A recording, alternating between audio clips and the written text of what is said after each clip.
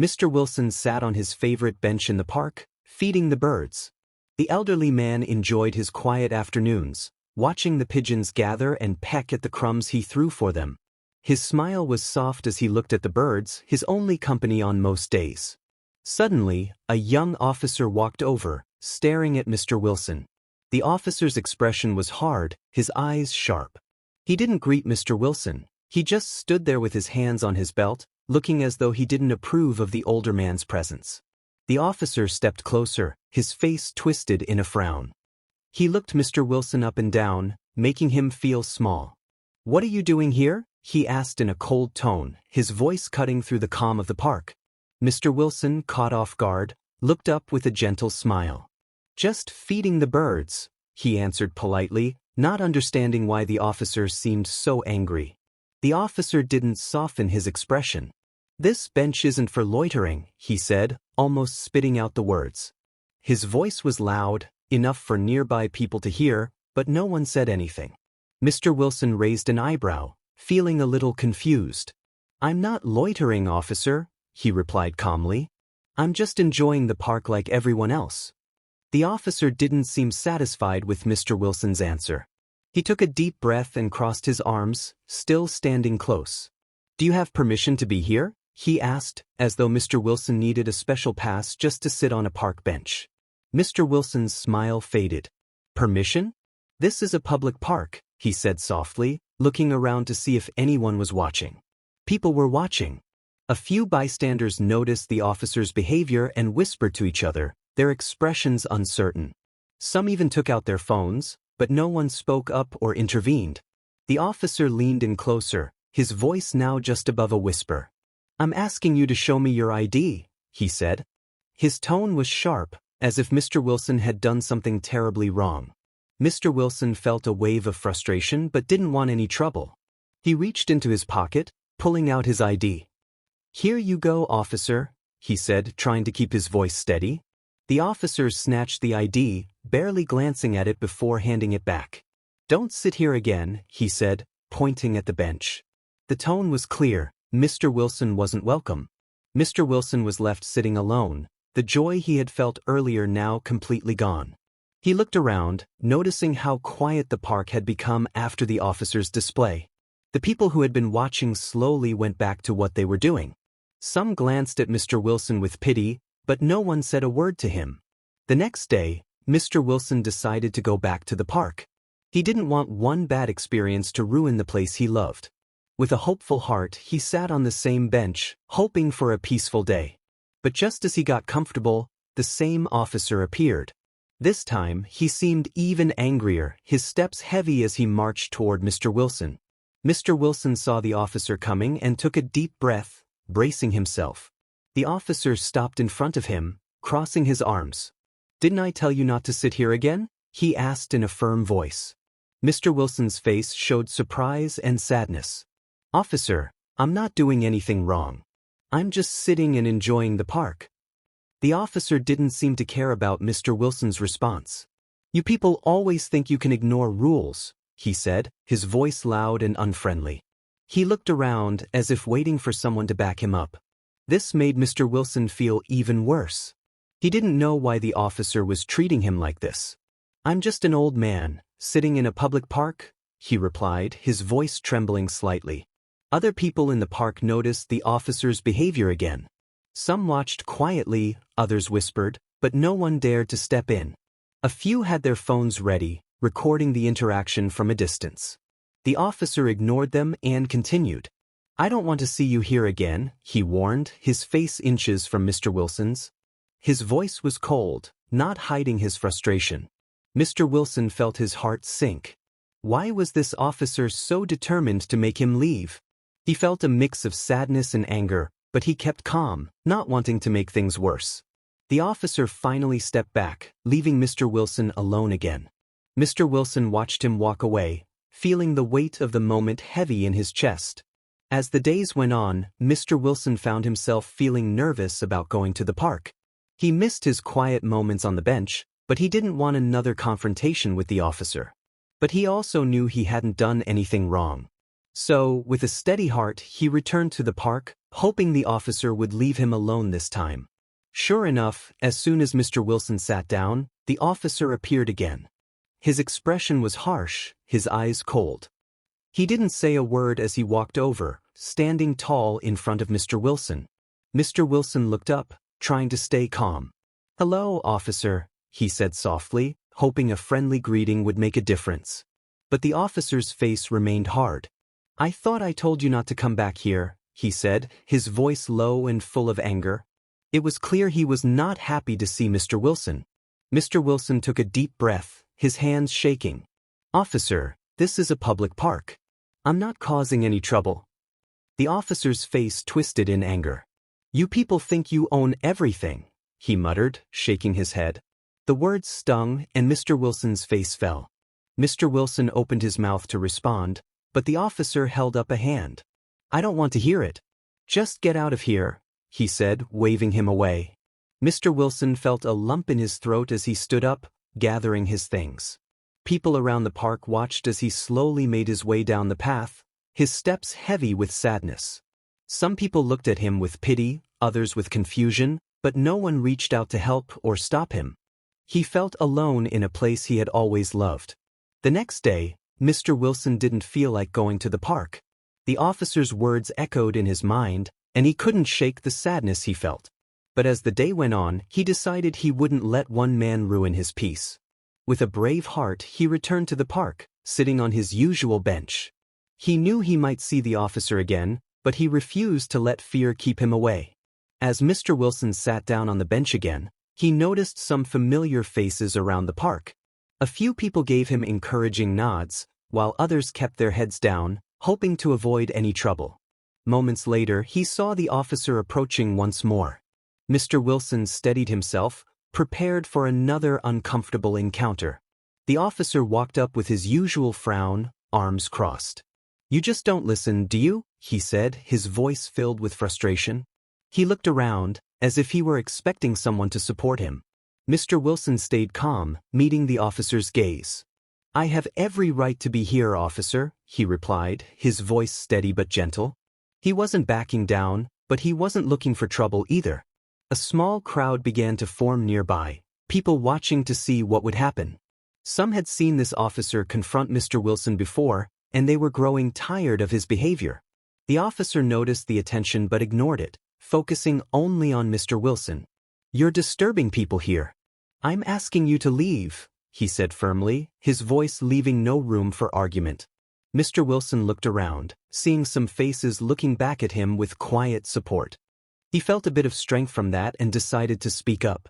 "I'm not disturbing anyone, officer. I'm just sitting here, like everyone else," he said. The officer's face turned red with anger. "I've had enough of your attitude," he snapped. He reached out, grabbing Mr. Wilson's arm roughly, pulling him up from the bench. The crowd gasped as they saw the officer forcefully pull Mr. Wilson to his feet. Phones went up as people began recording, capturing the officer's aggressive actions. "Let me go," Mr. Wilson said, his voice shaky but firm. He tried to pull his arm back, but the officer's grip was tight, showing no intention of letting go. A young woman nearby spoke up, "Leave him alone. He's not doing anything wrong." Her voice was loud, and others in the crowd started to murmur in agreement. The officer shot her an angry glare.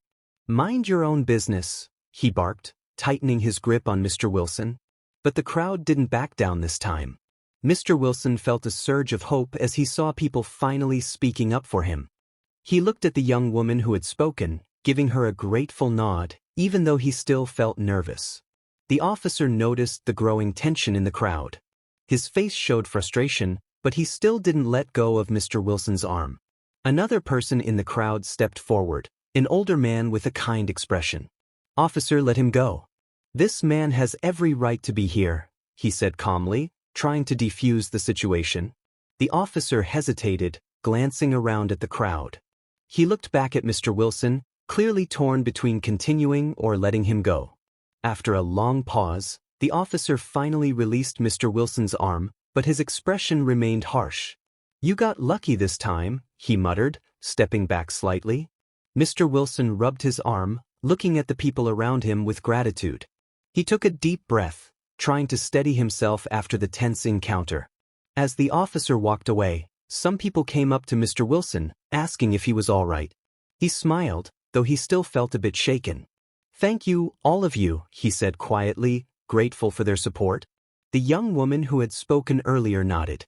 "We can't just stand by and let him treat you like that," she said, her voice full of conviction. Mr. Wilson felt his spirits lift, knowing he wasn't alone. He looked around the park, realizing that some people were willing to stand up for what was right, even if it meant speaking against someone in authority. From that day on, more people greeted him when he came to the park. Some sat with him, chatting and sharing stories, making sure he felt welcome and safe.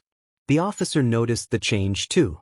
Each time he tried to approach Mr. Wilson, there were people around, watching closely, ready to record any mistreatment.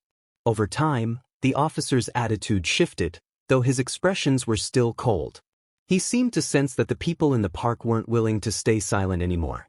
One day, as Mr. Wilson sat on his bench, the officer walked by without a word, simply nodding his head in acknowledgement. Mr. Wilson returned the nod, feeling a small sense of victory. The tension was still there, but Mr. Wilson knew that the officer wouldn't bother him as easily now. The people in the park had shown that they wouldn't let injustice go unnoticed. With each passing day, Mr. Wilson began to enjoy his time in the park again. He laughed as he fed the birds, shared stories with strangers who became friends, and watched the park come alive with new energy. His joy was infectious, and soon, others looked forward to seeing him there each day. The bench that once felt threatening now felt like a place of warmth and community. People started calling Mr. Wilson the heart of the park.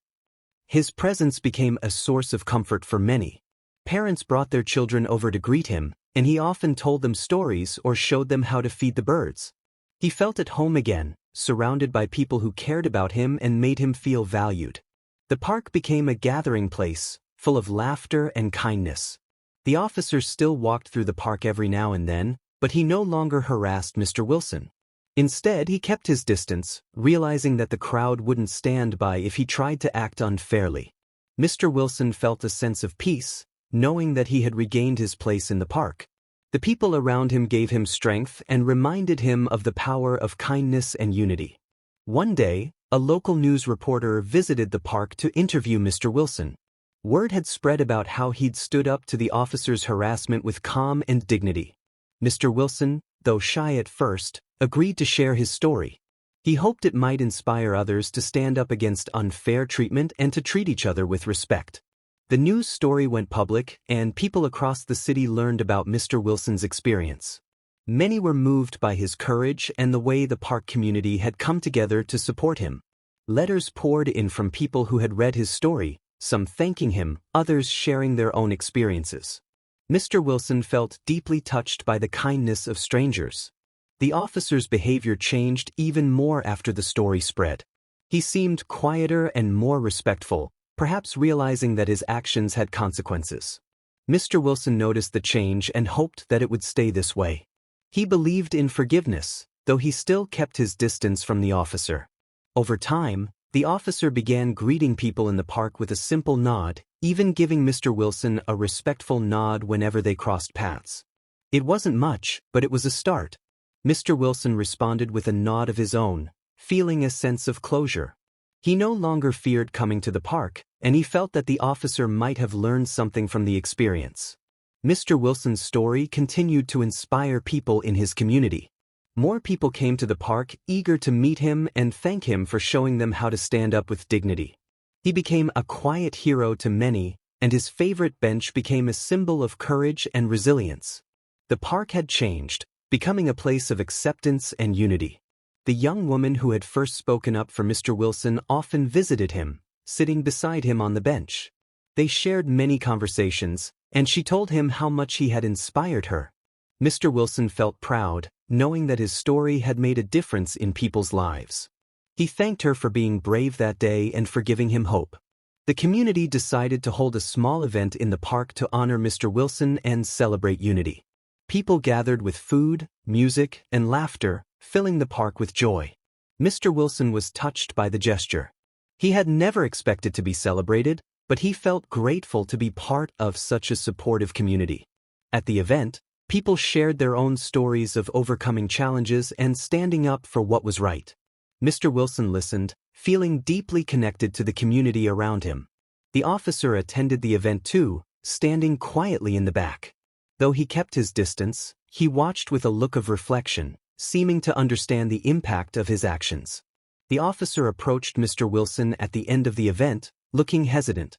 He extended a hand, his expression softer than before. "Mr. Wilson, I just wanted to say, I'm sorry," he said. Mr. Wilson shook his hand, feeling a sense of relief. "Thank you, officer," he replied, accepting the apology. It was a moment of peace that he hadn't expected but was grateful for. After the officer's apology, Mr. Wilson felt a lightness in his heart. He no longer had to worry about going to the park.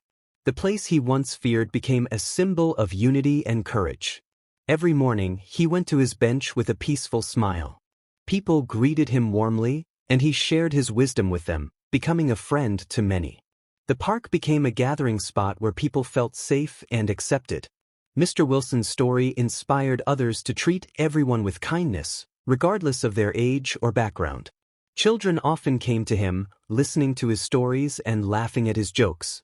He became like a grandfather to many, spreading joy wherever he went. One afternoon, a group of young kids ran up to Mr. Wilson with a gift. They had painted a small picture of him sitting on his bench, surrounded by pigeons and friends. Mr. Wilson chuckled and thanked them, touched by their gesture. He hung the picture on the wall at home, feeling proud of the special bond he had with the community. The officer, though quieter now, continued to patrol the park. But he had changed too. He greeted people with nods and small smiles, treating everyone with respect. People noticed his change and treated him kindly as well, forgiving him for his past mistakes. They saw him not as a threat but as a part of the community. One day, the officers stopped by Mr. Wilson's bench. They sat together in silence for a while, watching the birds. They didn't need to say much, both understood the change that had happened. The officer finally spoke, "Thank you for helping me see things differently." Mr. Wilson nodded, knowing they had both grown through their experiences. Mr. Wilson's presence in the park continued to bring joy to everyone around him. He had created a space where people felt safe, loved, and respected. The park became a place for people of all ages to come together, sharing stories, laughter, and peace. Mr. Wilson felt grateful to be part of something so beautiful.